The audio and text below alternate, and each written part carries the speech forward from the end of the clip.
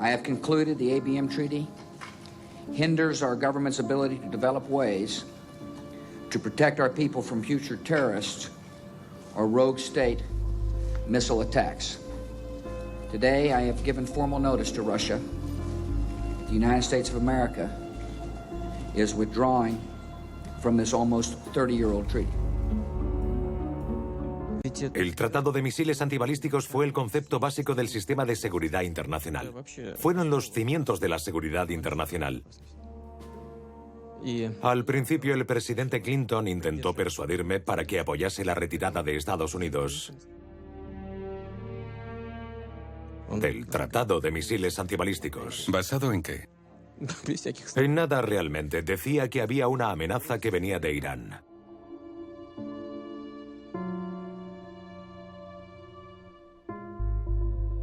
Después, el presidente Bush intentó lo mismo.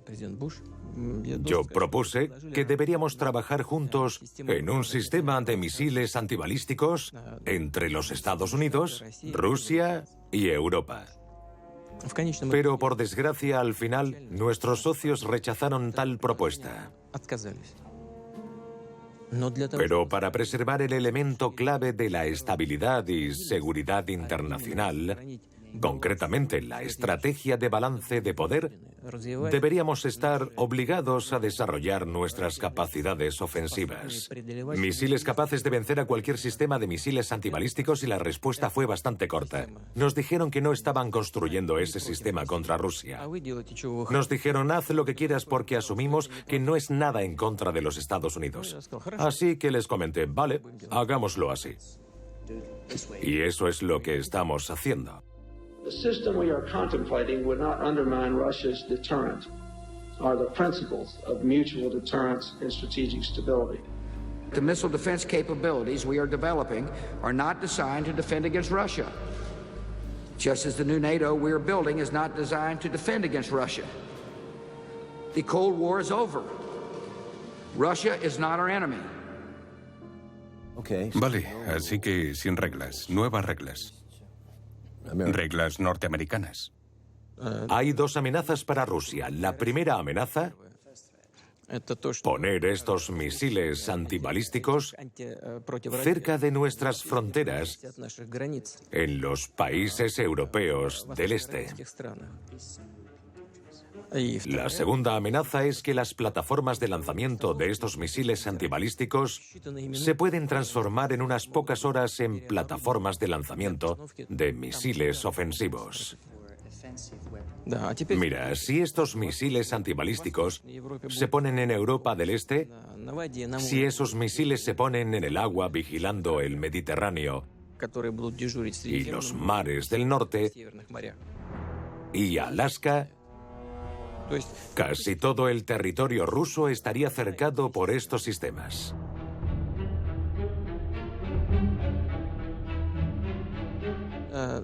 Como puedes ver, ese es otro gran error de estrategia de nuestros aliados. Porque todas estas acciones serán respondidas adecuadamente por Rusia. Y esto solo significa que habrá un nuevo ciclo de carrera armamentística. Y nuestra respuesta va a ser mucho más barata que el sistema de misiles antibalísticos. Por supuesto, nuestra respuesta puede ser más tosca, no tan sofisticada.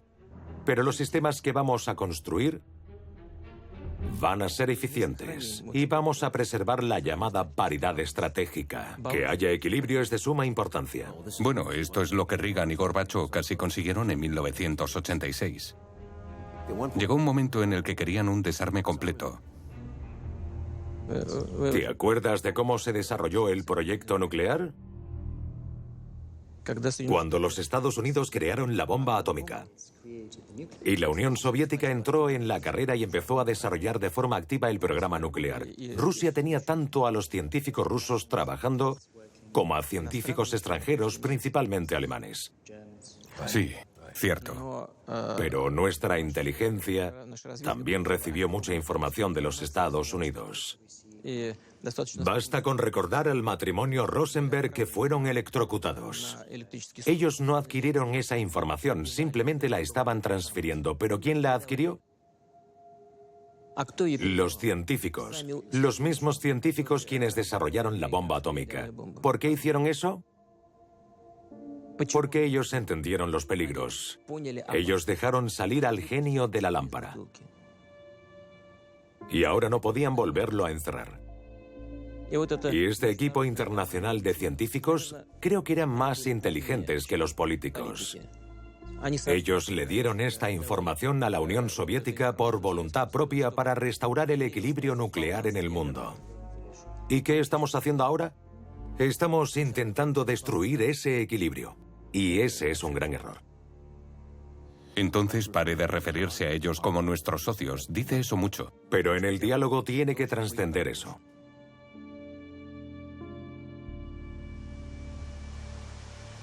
Debería desearme un feliz 4 de julio, Día de la Independencia estadounidense. Te felicito. Es nuestro Día de la Independencia. Sí, lo sé.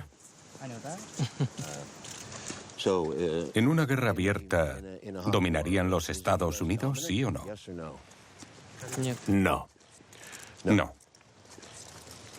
¿Sería un caso de supervivencia rusa? No creo que nadie sobreviviera a tal conflicto.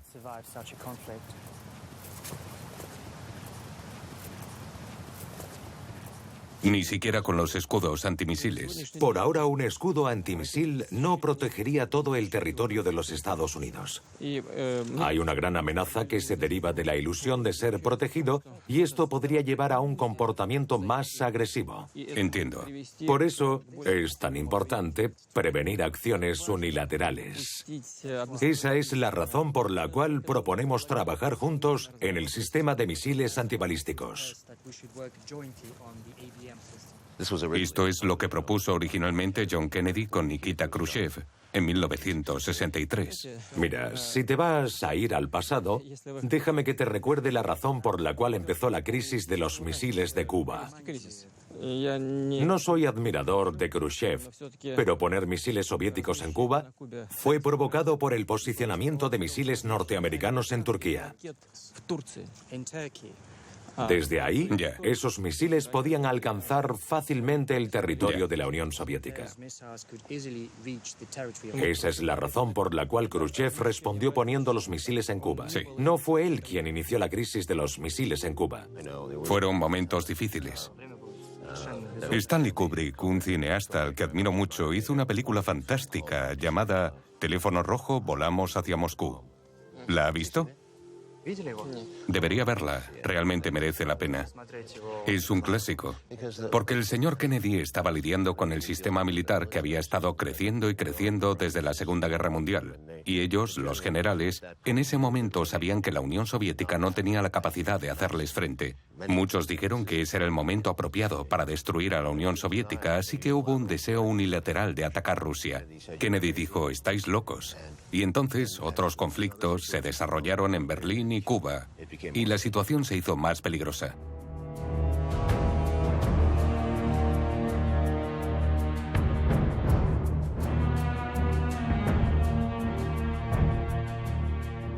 Los Estados Unidos se han vuelto más derechistas desde la era de Ronald Reagan, y ahora tenemos a Hillary Clinton en la izquierda o supuesta izquierda, ella es la candidata demócrata, haciendo afirmaciones muy agresivas acerca de Ucrania y comparando al señor Putin con Hitler.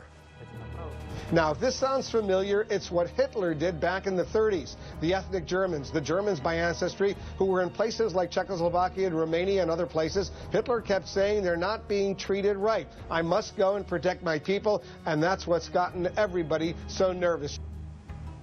Eso no es nuevo. Nos conocemos personalmente, es una mujer muy dinámica. Nosotros podríamos hacer comparaciones también, pero debido al nivel de nuestra cultura política, nos refrenamos de afirmaciones tan extremas. Los Estados Unidos nunca han tenido una guerra en su propia patria. Sí. Y para mucha gente importante, la guerra es como un juego. Me da miedo que en los Estados Unidos los llamados neoconservadores tengan demasiadas ganas de dejar su punto de vista muy claro, de que quieran ganar por su causa. Eso es peligroso. También les temo. Hello, Dimitri. Listen, I can't hear too well. Do you suppose you could turn the music down just a little? Oh, that's much better. Yes. Now then, Dimitri, you know how we've always talked about the possibility of something going wrong with the bomb. The bomb, Dimitri. The hydrogen bomb. Well, now, what happened is one of our base commanders, he had a sort of, well, he went a little funny in the head. You know, just a little funny. And he went and did a silly thing.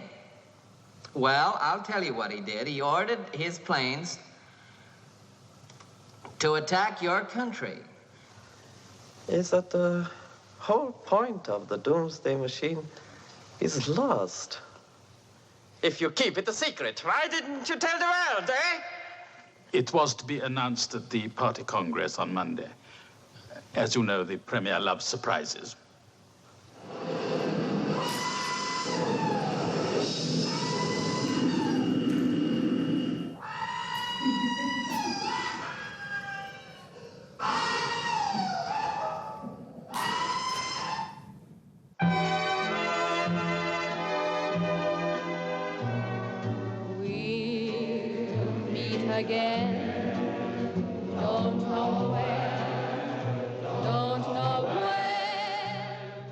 Gran parte de este material era desconocido en la época. Se reveló en la película. Gracias por darme este capricho. Pienso que el jefe de gobierno era muy bueno. Era Dimitri. Hay cosas en esta película que nos da que pensar, a pesar de que todo lo que se ve en pantalla sea ficción.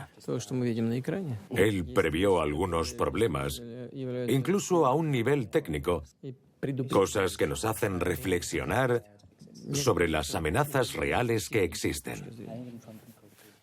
El concepto de invierno nuclear, el fin del mundo, era la bomba de hidrógeno. Los científicos hablaron sobre eso justo después de la guerra. Y Truman siguió adelante sin prestarles atención. Lo que pasa es que poco ha cambiado desde aquello. La única diferencia es que los sistemas de armas modernas son más sofisticados, más complejos. Pero esta idea de un arma tan peligrosa y la incapacidad de controlar un arma de ese calibre es verdad, incluso hoy en día. Se ha hecho más difícil y más peligroso. Me lo creo.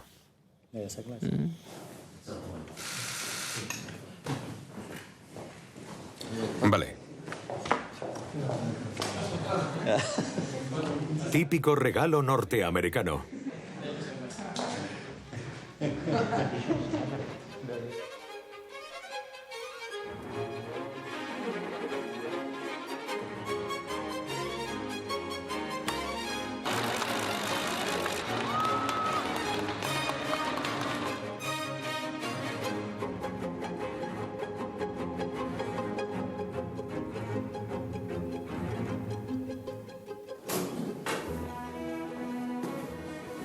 Hola, señor Stone.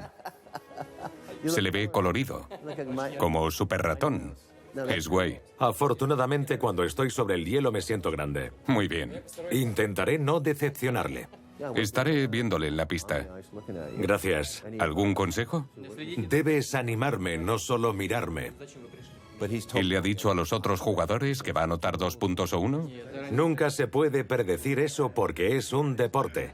Tienes que hacerlo lo mejor que puedas. ¿Les exigen mucho? ¿Por qué no? No pasa nada.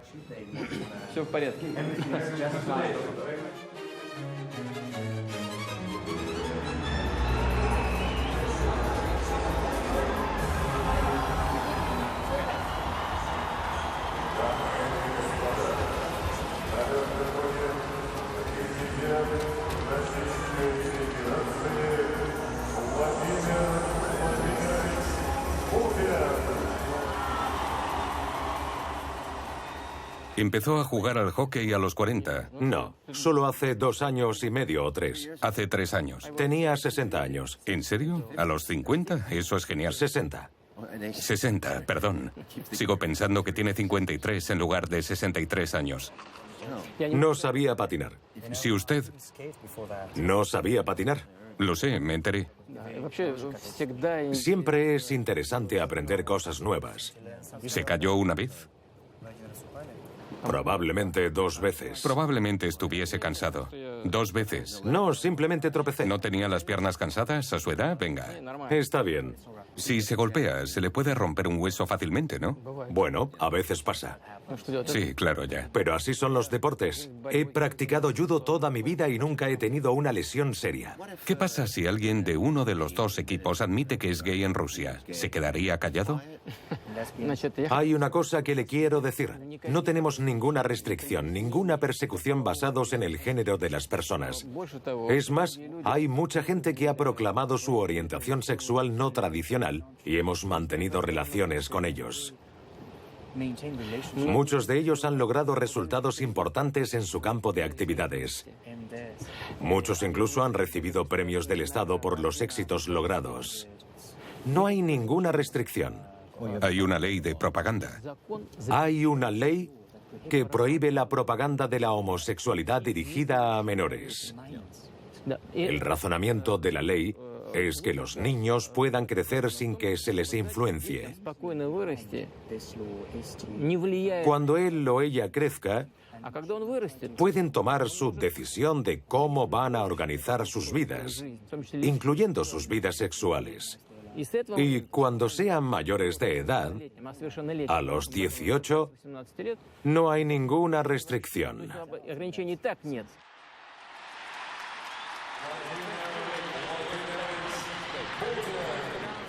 Hay una tradición, la de ser un machote en Rusia. Es una tradición muy fuerte. Hasta cierto punto tiene razón, pero en Rusia no tenemos esa situación como en algunos estados islámicos, donde la pena de muerte amenaza a los homosexuales. Sí, es diferente. En Rusia tenemos una mentalidad bastante abierta. ¿También con los militares? No hay restricciones. ¿No hay restricciones en la milicia? Ninguna restricción. Si te estás dando una ducha en un submarino con un hombre y sabes que es gay, ¿no hay problema con eso? Bueno, prefiero no irme a la ducha con él. ¿Para qué provocarle? Para que lo sepas, soy maestro de judo y de sambo también. Puedo decirte esto como jefe de Estado. Creo que es mi deber mantener los valores tradicionales y los valores familiares. ¿Por qué? Porque los matrimonios de personas del mismo sexo no tienen hijos. Dios así lo ha decidido. Y tenemos que cuidar los nacimientos. En nuestro país tenemos que reforzar las familias. Pero eso no significa que tenga que haber persecuciones contra la gente. Pero quiero destacar una cosa. En una sociedad donde tantas cosas van mal habrá muchos huérfanos. Y muchos de esos huérfanos pueden ser adoptados por parejas del mismo sexo. Sí, es posible. No puedo decir que a nuestra sociedad le agrade eso, y soy bastante honesto con eso. Un niño creo que tendrá más libertad cuando haya crecido. Si lo han hecho en una familia tradicional, tendrán más opciones.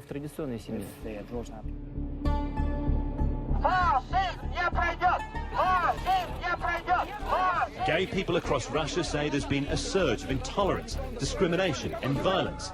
And it started around the time Russia's parliament passed what's become known as the Gay Propaganda Law.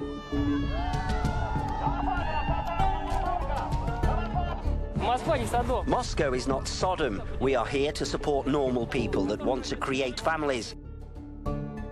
He oído que hace ejercicio casi a diario, 5 veces por semana. Todos los días. ¿Los 7 días? No. Sí. Eso es mucho. No, es normal. ¿Natación primero y luego al gimnasio? No, primero al gimnasio y luego nadar. Sí, claro. Se relajan los músculos. ¿Piensa mientras nada?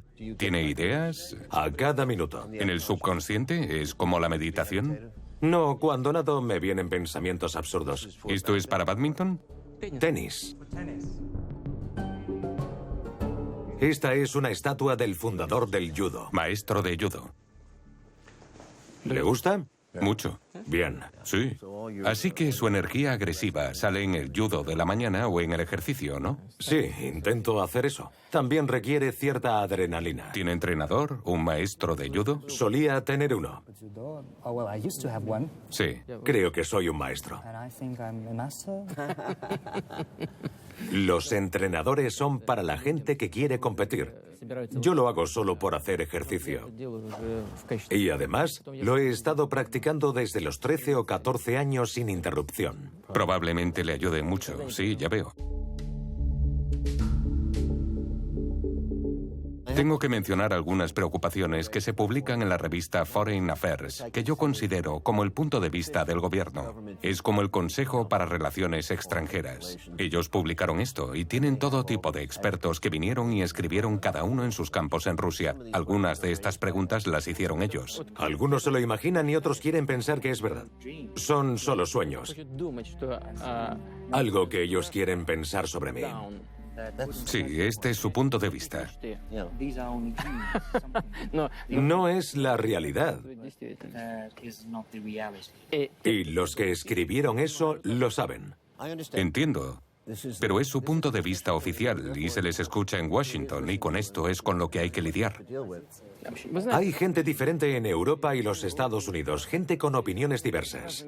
Cierto. Hay gente que mira 25, 30 o 50 años en el futuro y piensan sobre los retos que emergerán en ese futuro. Y tienen actitudes distintas hacia Rusia.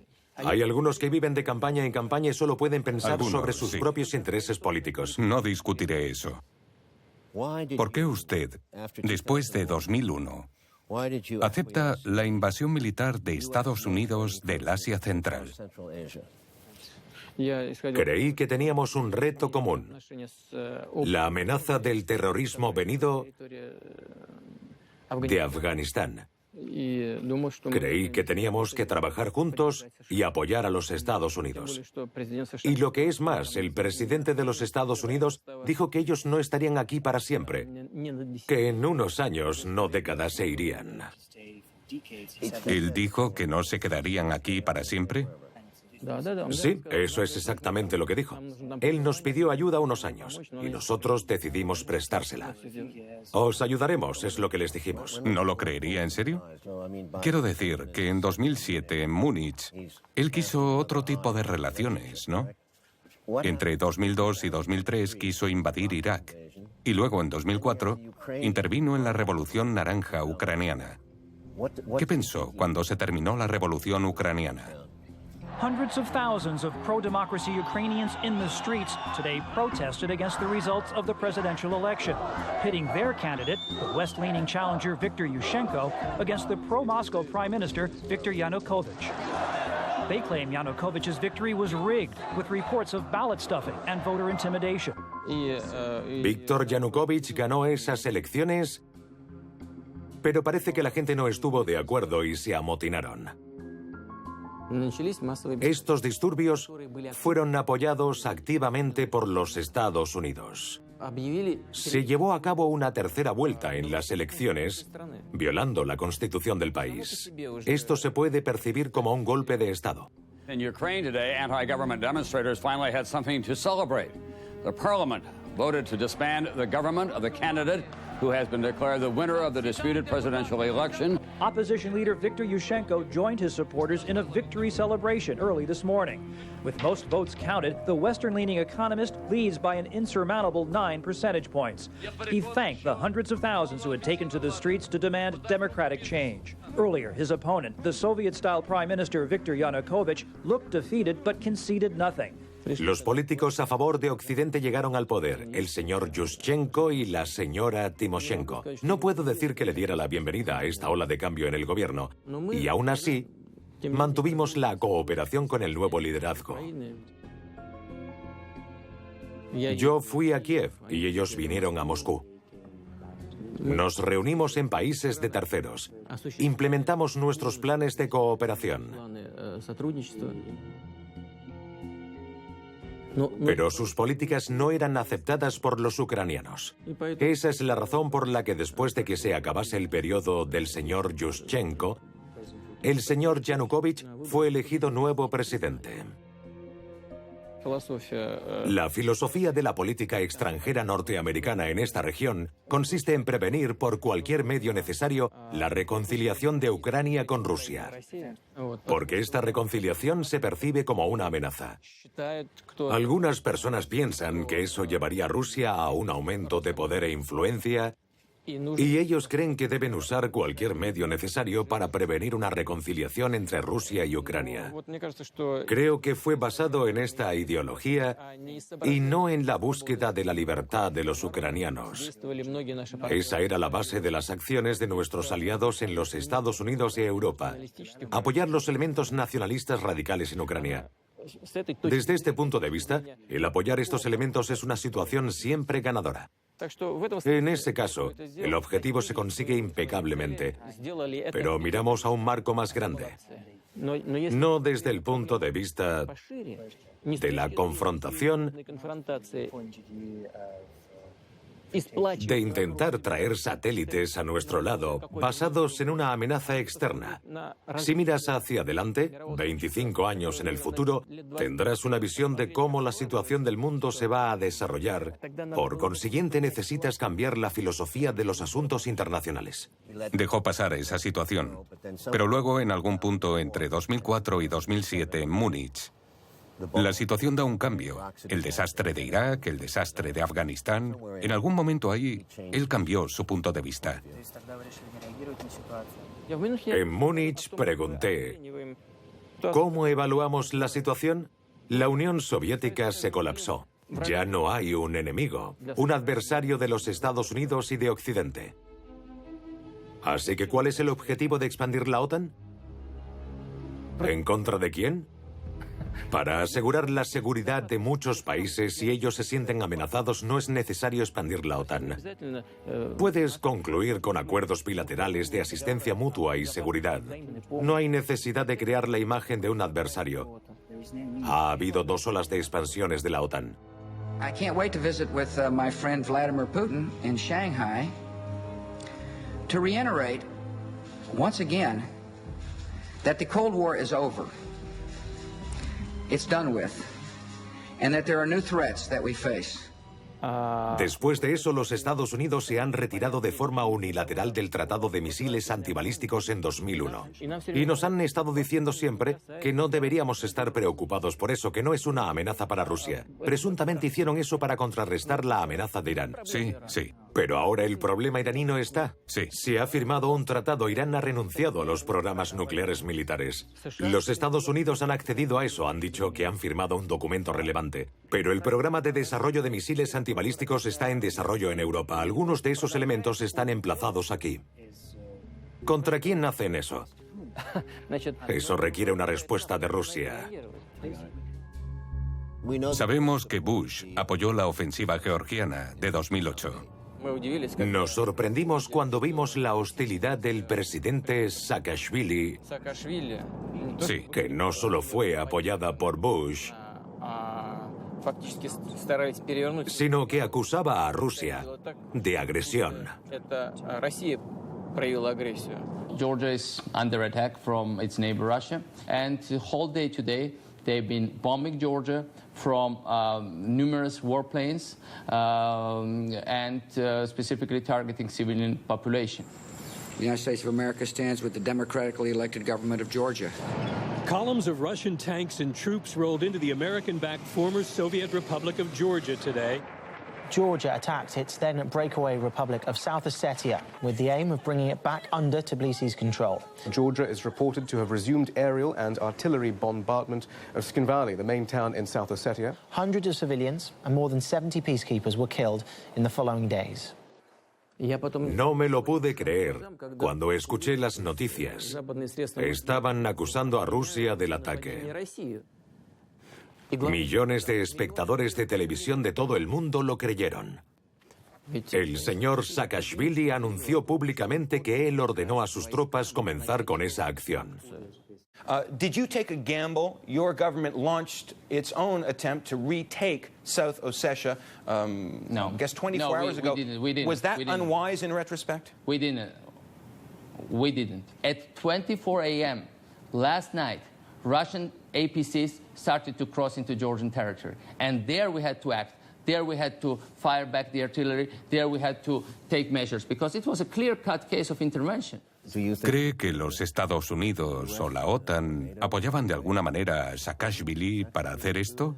¿O le dijeron que estaba bien que lo intentara? No estoy seguro al 100% de que alguien le provocase, que alguien estuviese detrás de todo. Pero no creo que él hubiese sido lo suficientemente valiente como para hacerlo solo.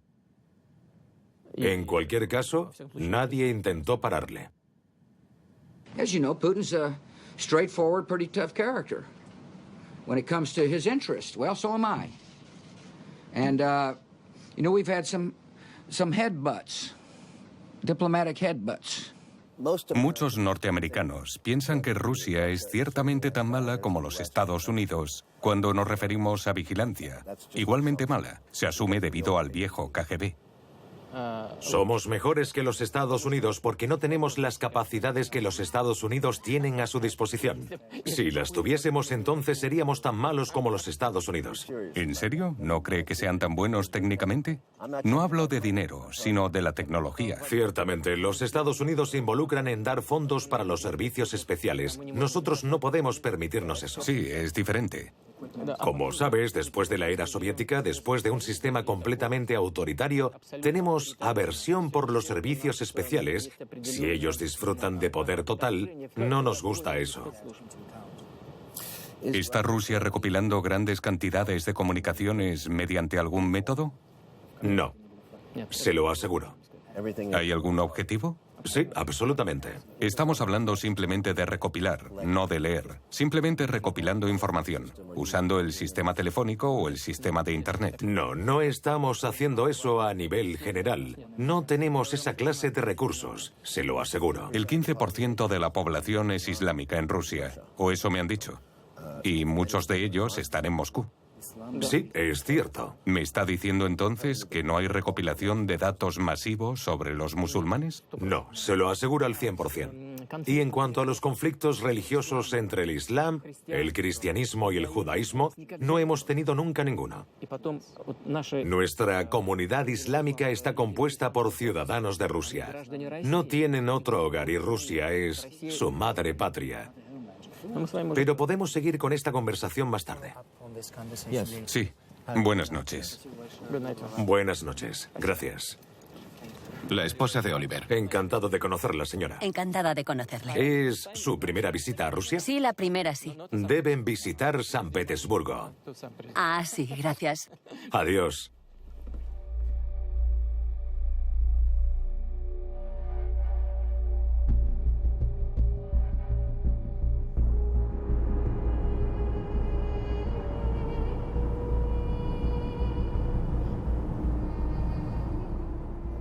Quiero hablar sobre Snowden.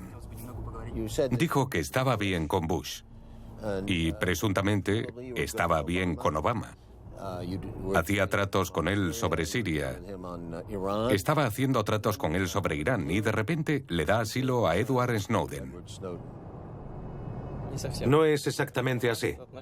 En conjunto, la relación se enfrió porque los Estados Unidos ayudó a los grupos terroristas en el Cáucaso. Eso siempre ha sido un problema en nuestras relaciones bilaterales. Así que incluso sin Snowden, había muchos asuntos enturbiando nuestras relaciones. Estamos en junio de 2013. Recibe una llamada, supongo. Se entera de que Snowden está de camino. Imagino que recibe llamadas de Estados Unidos, incluyendo a Obama. ¿Cómo se da la situación y cómo la maneja? Nuestro primer contacto con el señor Snowden fue en China. Nos dijeron en aquel entonces que era una persona que quería luchar contra la violación de los derechos humanos. El señor Snowden no quería darnos ninguna información.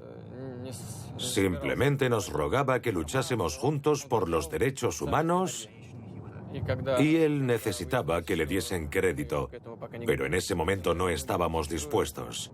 Probablemente decepcionó a mucha gente, probablemente incluso a usted. Pero dije que no quería tener nada que ver con eso. Ya teníamos una relación bastante difícil con los Estados Unidos y no queríamos agravar esa situación.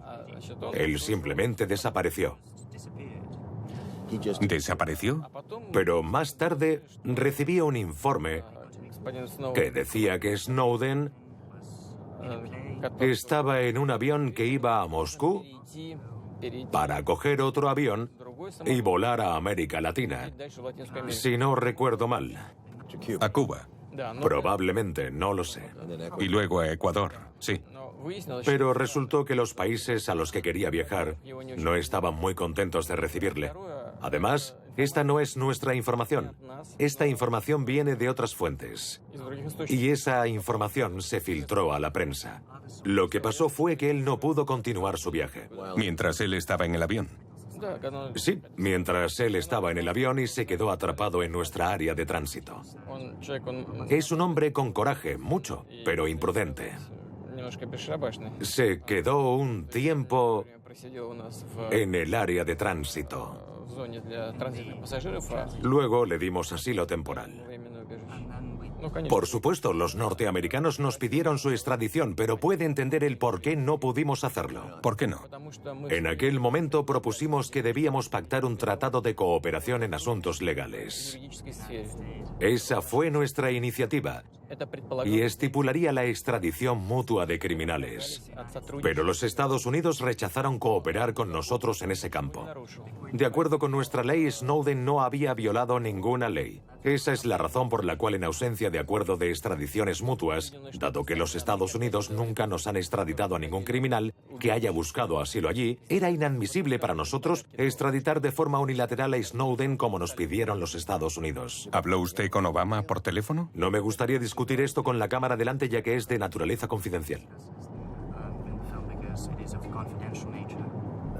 Permítame que le pregunte. Estoy seguro de que como exagente del KGB debe haber odiado lo que hizo Snowden con cada fibra de su ser.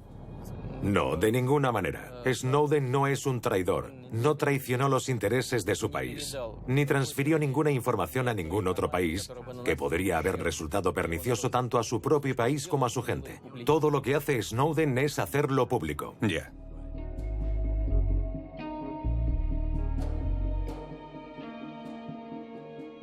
¿Está de acuerdo con lo que hizo?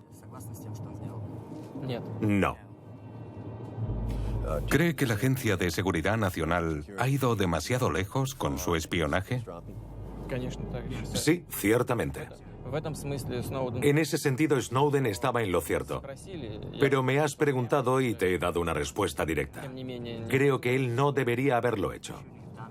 Si no le gustaba nada de su trabajo, él simplemente debería haberlo dejado. Pero fue más allá. Ese es su derecho. Ya que me preguntas si hizo bien o mal... ¿No debería haber avisado? Creo que hizo mal. Entonces, no debería haberse chivado. Y debería haber dimitido por principios, como el señor Putin hizo cuando dimitió del KGB. Sí, eso creo. No le he dado muchas vueltas, pero creo que sí. Dimití porque no estaba de acuerdo con las acciones llevadas a cabo por el gobierno, el intento del golpe de Estado, y no quería continuar siendo un oficial de inteligencia durante ese periodo. Vale, ¿está de acuerdo con que la Agencia de Seguridad Nacional fuese tan lejos? Sí. ¿Qué opina con respecto a las actividades de inteligencia rusa y su vigilancia? Creo que están trabajando bastante bien. Nuestros servicios de inteligencia siempre actúan conforme a la ley. Eso es lo primero. Y segundo, intentar espiar a tus aliados, si realmente los consideras tus aliados y no tus vasallos. Es indecente, porque debilita la confianza. Y eso significa que al final eso perjudica a la seguridad nacional de tu propio país. En la escena de una película nos muestran cómo Snowden discute sobre el tráfico global. Okay, so this is data collection for the month of March, worldwide, emails and Skype calls. So France, 70 million, Germany, 500 million, Brazil, 2 billion.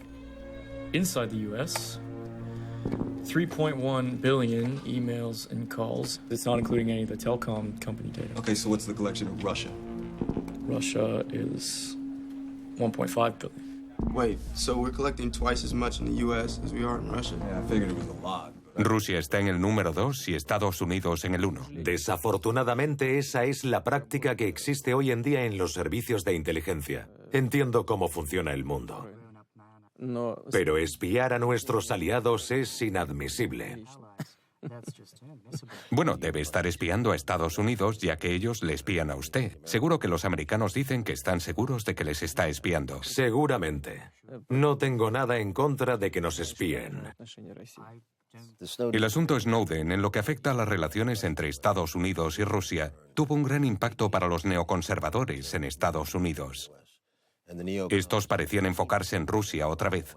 De hecho, no mucho más tarde, apareció el asunto de Ucrania. Creo que consideraría a Snowden como un peón en el juego, a menos que le quisiesen aquí, en Moscú, para ponerles en un aprieto. No lo creo. Eso es demasiado sutil para ellos. ¿Ah, sí? ¿Lo es? No.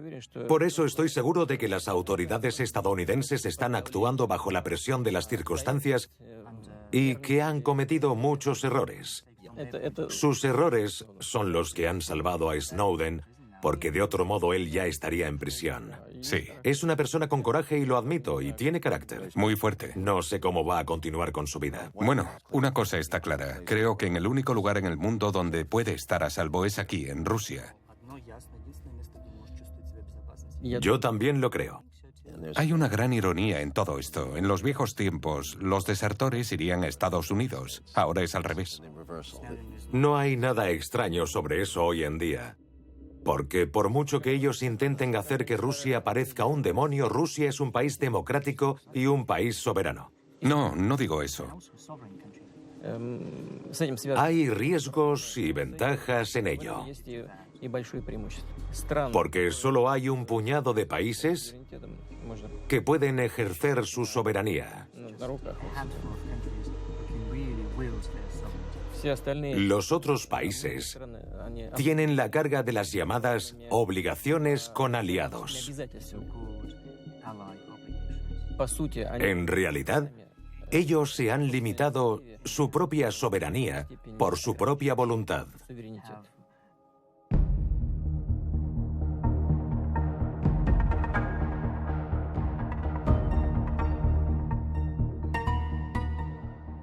Así que esta es... Es la residencia oficial del Estado. Su rancho, su residencia estatal oficial. ¿Viene los fines de semana? No, casi vivo aquí. Divido mi tiempo entre esto y el Kremlin. Esto está a unos 25 minutos de Moscú. Unos 20 minutos. Ha sido partidario de la adopción de una religión ortodoxa en el sistema ruso. Ha sido un gran defensor de la misma. No fui yo quien lo hizo, los mismos rusos lo hicieron. Lo entiendo, pero ha habido un renacimiento de... Este renacimiento se debe al hecho de que la ideología comunista ha dejado de existir y ha dejado un vacío ideológico. Y ese vacío solo puede llenarlo la religión. Ya. Cuando viene aquí, ¿dónde se sienta? ¿Hay sillas? No hay sillas. La misa ortodoxa se hace con la gente de pie. Ajá. Entiendo. Esa es la tradición de la Rusia ortodoxa. La gente no reza de rodillas, lo hacen de pie. A veces te arrodillas. Este fin de semana tiene invitadas. Cierto, mis hijas se quedan aquí y hemos acordado cenar después de mi reunión con usted. Ambas hijas están casadas y traen a sus maridos. Así que, ¿verá a sus yernos este fin de semana? Sí, tienen sus propias familias y nos reunimos todos, por supuesto. ¿Es usted abuelo? Sí. ¿Le gustan sus nietos? Sí. ¿Es un buen abuelo? ¿Juega con ellos en el jardín? Muy de vez en cuando. Rara vez. Normal. ¿Discute con sus yernos? ¿Tienen opiniones diferentes? ¿Le pasan cotilleos? A veces sus opiniones son distintas, pero no discutimos, simplemente hablamos. ¿Y las hijas también? Sí. Pero no les gusta mucho la política ni están relacionadas con el terreno empresarial. Ya. Les gusta la ciencia y la educación. Sí, es fantástico. Es un hombre afortunado. 2 buenas chicas. Sí, estoy muy orgulloso de ellas. Sí. Bueno, ¿vamos?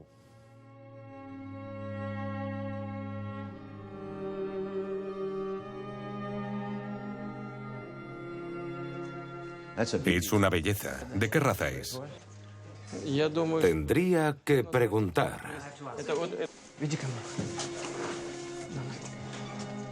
Es un pura sangre. ¿No?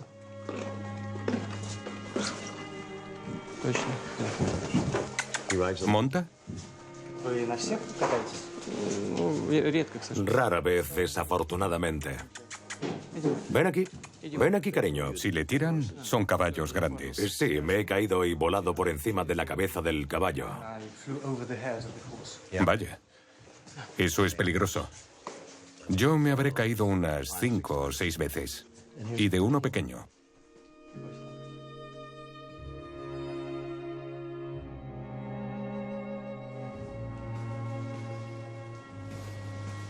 Tiene la población más grande de musulmanes en Europa. Eso no es cierto del todo. En Francia creo que el porcentaje es el mismo. Mencionó en el pasado que la población de etnia rusa está disminuyendo. Afortunadamente hemos sido capaces de revertir ese problema. Ajá. Es el tercer año consecutivo que estamos siendo testigos de un incremento de la población, incluyendo las regiones que tradicionalmente han sido pobladas por la etnia rusa. En cuanto a las relaciones entre etnias, esto ha sido siempre un problema delicado. Pero Rusia ha tenido cierta ventaja en esto. Por ejemplo, si coges la Europa y los Estados Unidos de hoy en día, verás que la gente con otras religiones son en su mayoría inmigrantes. En Rusia es diferente. Esas personas con otras religiones son rusos. Y Rusia es su casa y no otra. Desde el principio, Rusia estuvo emergiendo como un país multirreligioso y multiétnico. Y por cientos de años hemos promovido una cierta cultura de interacción. Y esos lugares donde la población mezclada vivía, cristianos y musulmanes, hay muchas ocasiones donde la gente celebra codo con codo tanto los días de fiesta musulmanes como los cristianos. Creo que basado en estas experiencias tan positivas, somos capaces de superar de forma bastante fácil todas esas cosas. Son asuntos sensibles y delicados de interacciones interétnicas e interreligiosas. Ha dicho en varias ocasiones en los últimos 2 días que Rusia es una democracia. Los críticos en Estados Unidos, que son muchos, dirían que Rusia no es una democracia, que Rusia es un Estado tradicionalmente autoritario y que hay parlamento, pero que no decide, que no toma la mayor parte de las decisiones. Hay una limitación a la televisión de los partidos de la oposición porque su partido domina los medios de comunicación. El proceso de registro es difícil para estos partidos de la oposición. Dicen que hay falta de independencia judicial, aunque eso es un viejo problema en Rusia, creo. Estas son las típicas críticas que lanzan contra usted. Me gustaría brindarle la oportunidad de dar su respuesta. En lo que se refiere al carácter democrático del Estado ruso, simplemente echa un vistazo. Por unos cientos de años nuestro país estaba estructurado como una monarquía y luego pasó por la llamada revolución que tuvo lugar en 1917. Los comunistas llegaron al poder. Stalin se encontró al timón del Estado. Hasta principios de 1990 no pasaron los acontecimientos que serían la base de una nueva etapa en el desarrollo de Rusia. Ciertamente, no se puede esperar que tengamos de forma instantánea el mismo modelo democrático que los Estados Unidos, Alemania o Francia. La sociedad, como cualquier organismo vivo, debe desarrollarse paso a paso, de forma gradual. Ese es el proceso normal de desarrollo. Ha mencionado el acceso a los medios de comunicación. Tenemos cientos de compañías de televisión y de radio. Y el Estado no controla sus tendencias, porque eso sería imposible. Pero el problema con las fuerzas de la oposición no es solo luchar por el poder, el gobierno.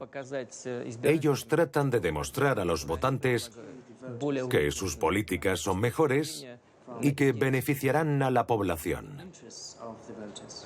Надо всем дружно подниматься и идти на выборы, защищать свои голоса и понимать, что мы можем сформировать сильную команду, можем выдавить команду Путина на обочину, мы можем провести мирно, демократично все необходимые преобразования. Мне нужны ваши голоса. Мне нужна ваша уверенность в том, что можно в нашей стране все изменить. Не бойтесь будущего. Голосуйте за Прохорова. Не бойтесь быть сильными. Я вас никогда не подведу. Нам же другое название государства, другое название вашей должности. Верховный правитель. Не хотите император, давайте верховный правитель. Хотя император Владимир I звучало бы хорошо. Ahora lo que atañe al sistema de múltiples partidos y la posibilidad de registrarse, recientemente hemos liberalizado de forma radical esta situación.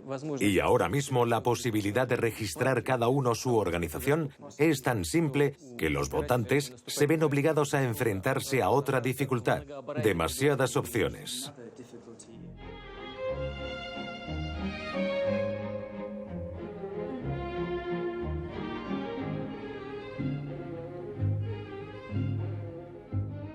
¿Qué piensa sobre los candidatos en las elecciones de Estados Unidos? Creo que la gente de Estados Unidos va a elegir a quien más lo merezca. No, queremos escuchar lo que piensa. Esto es algo personal. ¿A quién?